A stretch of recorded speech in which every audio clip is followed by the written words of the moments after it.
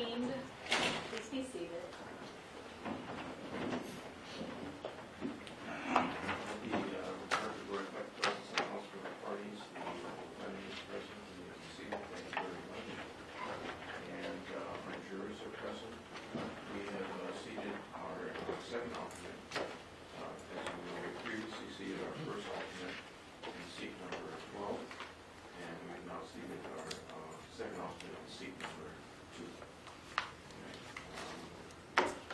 So what I'm going to be doing now, ladies and gentlemen, is I'm going to be reading the instructions of the law. And each juror should have a packet of instructions. What I'm going to be doing prior to closing arguments is reading instructions 1 through 32.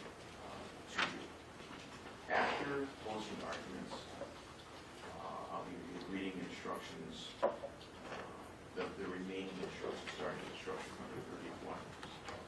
I'll do that after closing arguments. And as I understand it, the schedule proposed by the court, the bailiff check, I believe that works for everyone. And there was a question about, I believe there was a question if someone has an appointment that has to be kept, what would happen then? What would happen is you would recess your deliberations for that span of time. Let's say someone's gone for, I'm just running out of pretend time here. Let's say someone's gone for an hour. Then you would recess your deliberations. When the person returns, you resume your deliberations. You must have all 12 jurors present when you deliberate. All right. So if someone has, say, a medical appointment, one must be present at, then you would recess your deliberations during that time. And when that person returns, then you resume your deliberations. All right, so what I'm going to be doing is reading these instructions to you. And I'll ask you to please follow along as I read these instructions. Instruction number 1. I will now instruct you on the law which you must follow in arriving at your verdicts. You are the judges of the facts of this case. You will decide what facts are proved by the evidence. However, you must follow these instructions even though you may have opinions to the contrary. You must consider all of the instructions as a whole and consider each instruction in the light of all of the others. Do not single out any word, phrase, sentence, or instruction and ignore the others. Do not give greater emphasis to any word, phrase, sentence, or instruction simply because it is repeated in these instructions. In the event that a statement or argument made by a lawyer contradicts or misstates these instructions, you must disregard that statement or argument and follow these instructions. Instruction number 2. You must presume the defendant is innocent of the charges against him. This presumption remains with the defendant throughout the trial of the case unless and until the prosecution proves the defendant guilty beyond a reasonable doubt. The presumption of innocence is not a mere slogan, but an essential part of the law that is binding upon you. It places upon the prosecution the duty of proving every material element of the offenses charged against the defendant beyond a reasonable doubt. You must not find the defendant guilty upon mere suspicion or upon evidence which only shows that the defendant is probably guilty. What the law requires before the defendant can be found guilty is not suspicion, not probabilities, but proof of the defendant's guilt beyond a reasonable doubt. What is a reasonable doubt? It is a doubt in your mind about the defendant's guilt, which arises from the evidence presented or from the lack of evidence, and which is based upon reason and common sense. Each of you must decide individually whether there is or is not such a doubt in your mind after careful and impartial consideration of the evidence.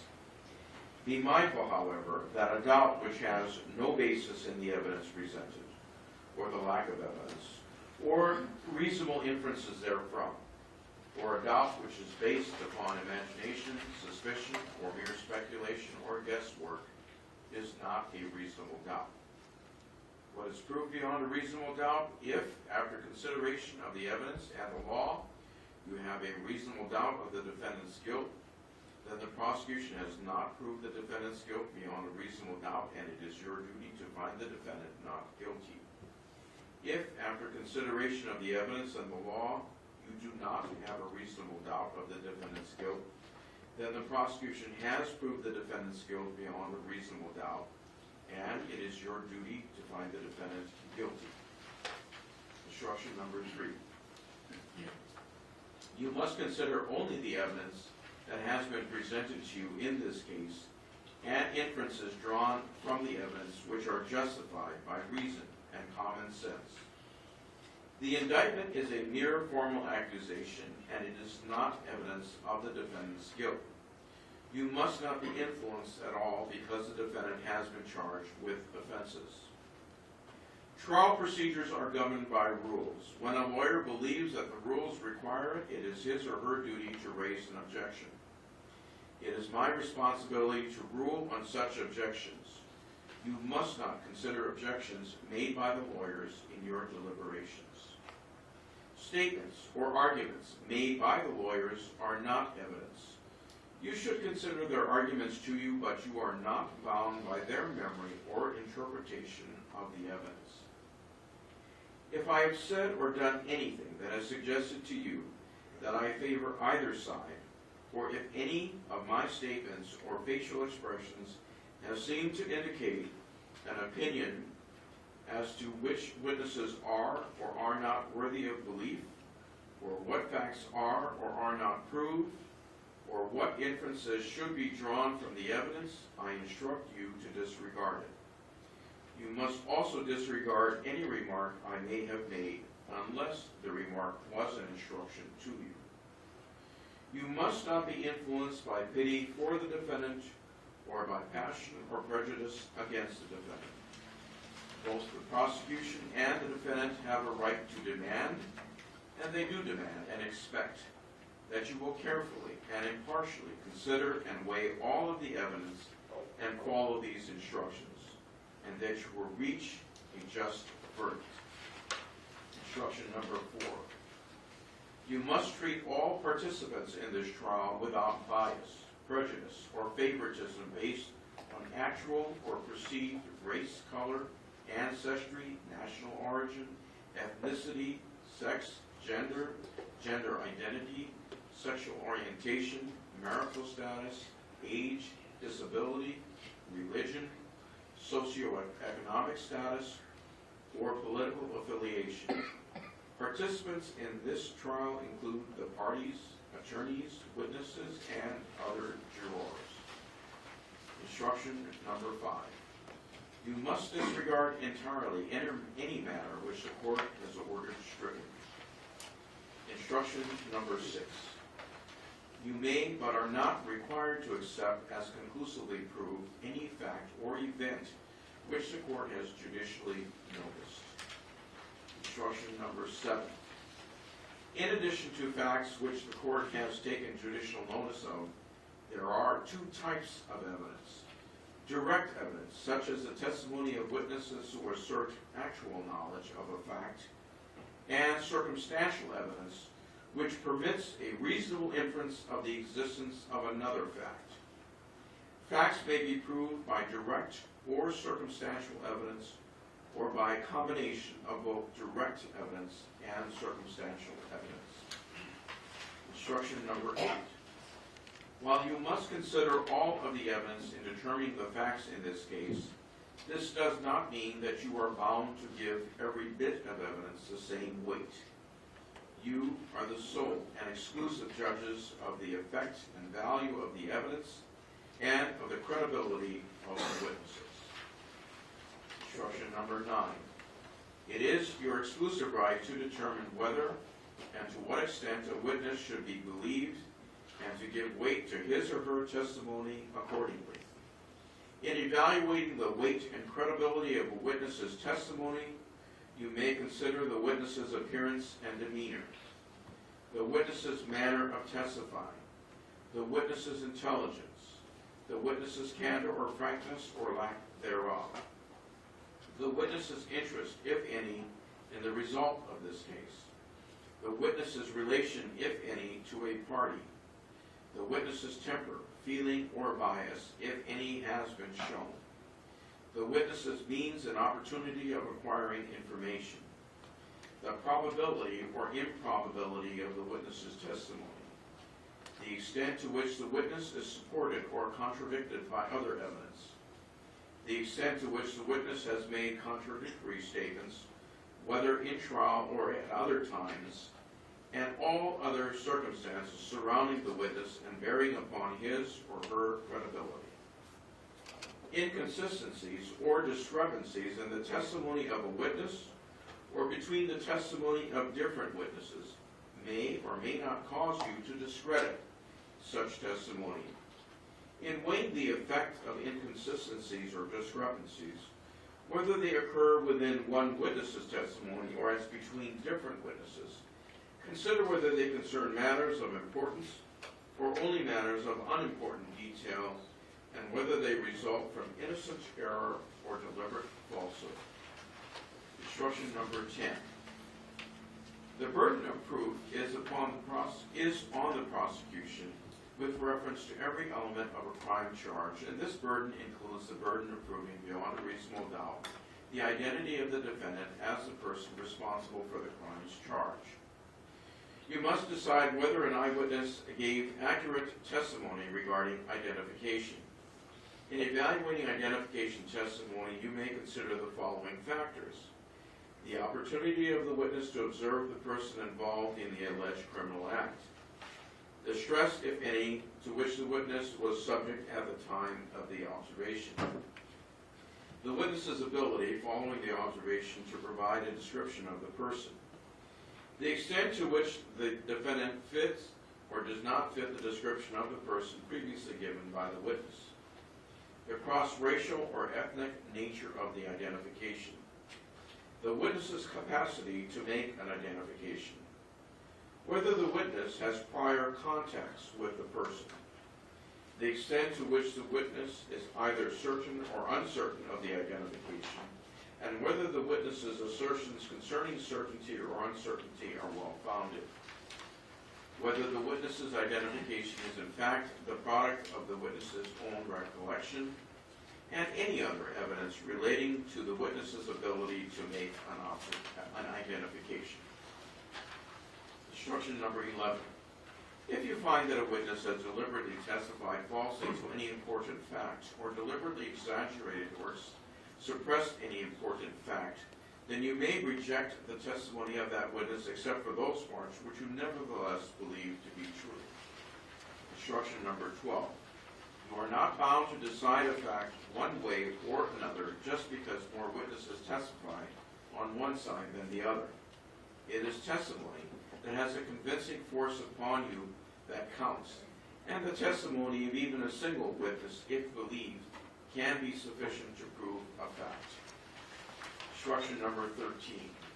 The prosecution is not required to call as witnesses all persons who may have been present at any of the events disclosed by the evidence, or who may appear to have some knowledge of these events, or to produce all objects or documents mentioned or suggested by the evidence. Instruction number 14. The defendant has no duty or obligation to call any witnesses or produce any evidence. Instruction number 15. The defendant has no duty or obligation to testify, and you must not draw any inference unfavorable to the defendant because he did not testify in this case, or consider this in any way in your deliberations. Instruction number 16. The state of mind with which a person commits an act, such as intentionally, knowingly, or recklessly, may be proved by circumstantial evidence. While witnesses may see and hear and thus be able to give direct evidence of what a person does or fails to do, there can be no eyewitness account of the state of mind with which the acts are done or omitted. But what a person does or fails to do may or may not indicate the state of mind with which he does or refrains from doing an act. Instruction number 17. A person acts intentionally with respect to his conduct when it is his conscious object to engage in such conduct. A person acts intentionally with respect to attendant circumstances when he is aware of the existence of such circumstances or believes or hopes that they exist. A person acts intentionally with respect to a result of his conduct when it is his conscious object to cause such a result. Instruction number 18. A person acts knowingly with respect to his conduct when he is aware that his conduct is of that nature. A person acts knowingly with respect to attendant circumstances when he is aware that such circumstances exist. A person acts knowingly with respect to a result of his conduct when he is aware that it is practically certain that his conduct will cause such a result. Instruction number 19. A person acts recklessly with respect to his conduct when he consciously disregards a substantial and unjustifiable risk that the person's conduct is of a specified nature. A person acts recklessly with respect to attendant circumstances when he consciously disregards a substantial and unjustifiable risk that such circumstances exist. A person acts recklessly with respect to a result of his conduct when he consciously disregards a substantial and unjustifiable risk that his conduct will cause such a result. A risk is substantial and unjustifiable if, considering the nature and purpose of the person's conduct and the circumstances known to him, the disregard of the risk involves a gross deviation from the standard of conduct that a law-abiding person would observe in the same situation. Instruction number 20. Several times during the trial, I told you that certain evidence was allowed into this trial for a particular and limited purpose.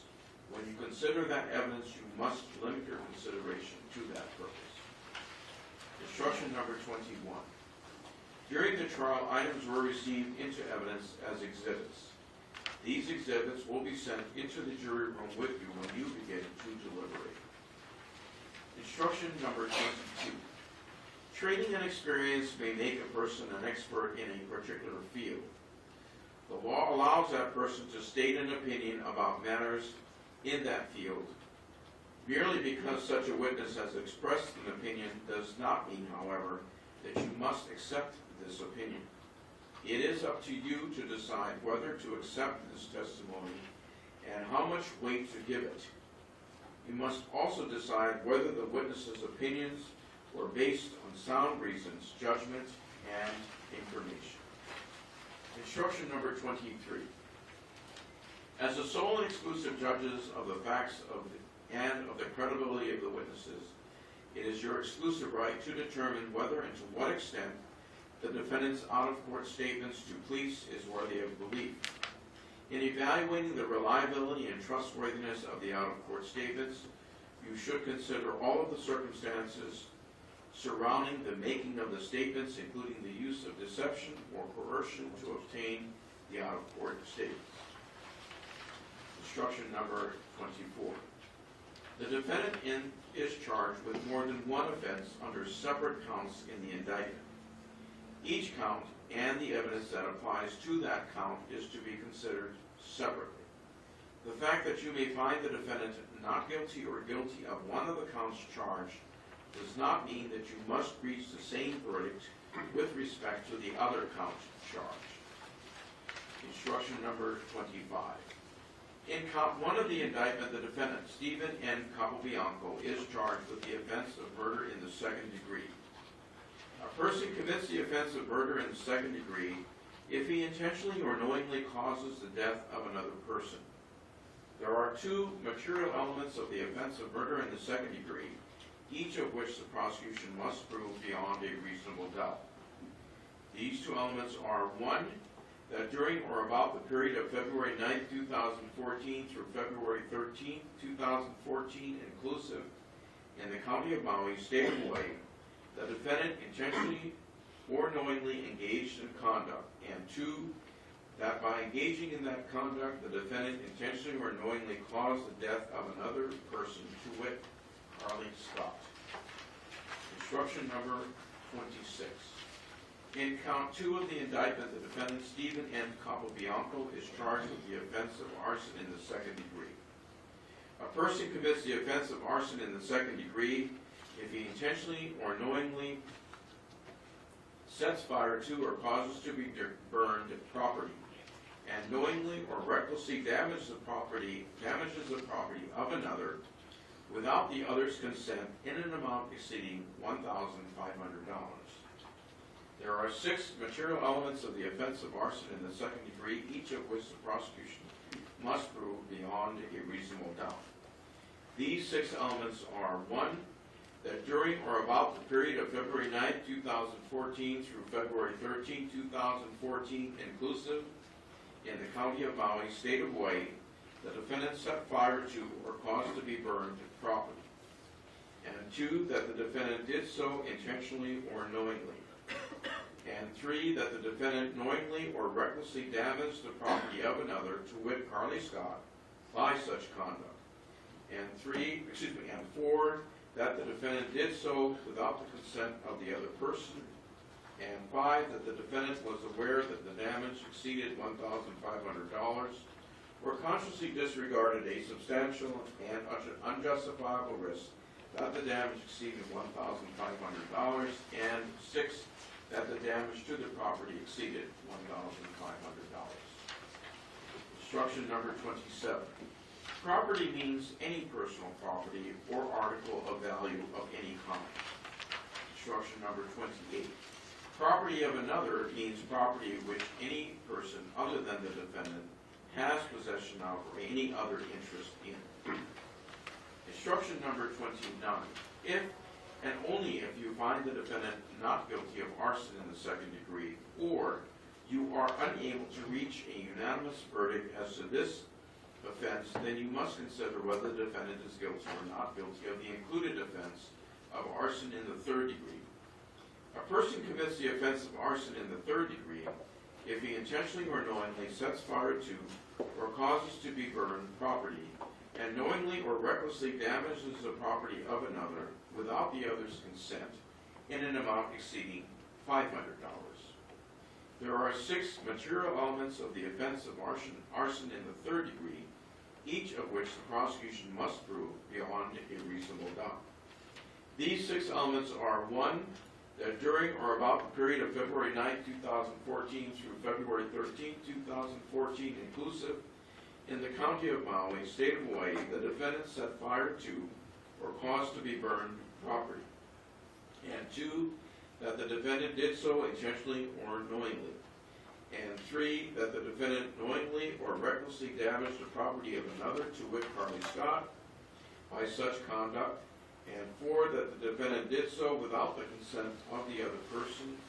And 5, that the defendant was aware that the damage exceeded $500 or consciously disregarded a substantial and unjustifiable risk that the damage exceeded $500. And 6, that the damage to the property exceeded $500. Instruction number 30. If and only if you find the defendant not guilty of the offense of arson in the second degree, or you are unable to reach a unanimous verdict as to this offense, and if and only if you find the defendant not guilty of the offense of arson in the third degree, or you are unable to reach a unanimous verdict as to this offense, then you must consider whether the defendant is guilty or not guilty of the included offense of arson in the fourth degree. A person commits the offense of arson in the fourth degree if he intentionally, knowingly, or recklessly sets fire to or causes to be burned property, and thereby damages the property of another without the other's consent. There are 4 material elements of the offense of arson in the fourth degree, each of which the prosecution must prove beyond a reasonable doubt. These 4 elements are: 1, that during or about the period of February 9, 2014 through February 13, 2014 inclusive, in the county of Maui, state of Hawaii, the defendant set fire to or caused to be burned property. And 2, that the defendant did so intentionally, knowingly, or recklessly. And 3, that the defendant intentionally, knowingly, or recklessly damaged the property of another, to wit, Harley Scott, by such conduct. And 4, that the defendant did so without the consent of the other person. These are the instructions that I'm reading to you, ladies and gentlemen, prior to closing arguments. What remains will be the court's giving the parties the opportunity to present their closing arguments, and so that will involve the prosecution's closing argument, the defense closing argument, and then the prosecution's rebuttal argument.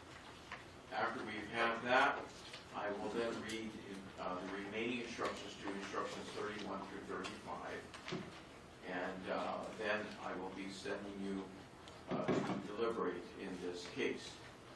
Now, please keep in mind that although we have concluded the presentation of evidence in this case, and although I've read the first 30 instructions to you, we are still not at the stage where you may discuss this case with anyone that includes among yourselves. So do not commence your deliberations in this case. Do not discuss this case with anyone, even among yourselves. I will be crystal clear to all of you when we reach that time, and that will be, as long as we stay on schedule, that will be on Thursday, December 1st. Once I've finished reading all the instructions to you, I will then tell you that we have reached that stage of the proceedings where you may go into the jury room and commence your deliberations, which of course would involve you discussing the case among yourselves only. And at a time when all 12 jurors are present. So please keep that in mind. That's extremely important. Please keep in mind all of the court's cautionary instructions throughout the entire trial of the case. They remain in effect. They're extremely important.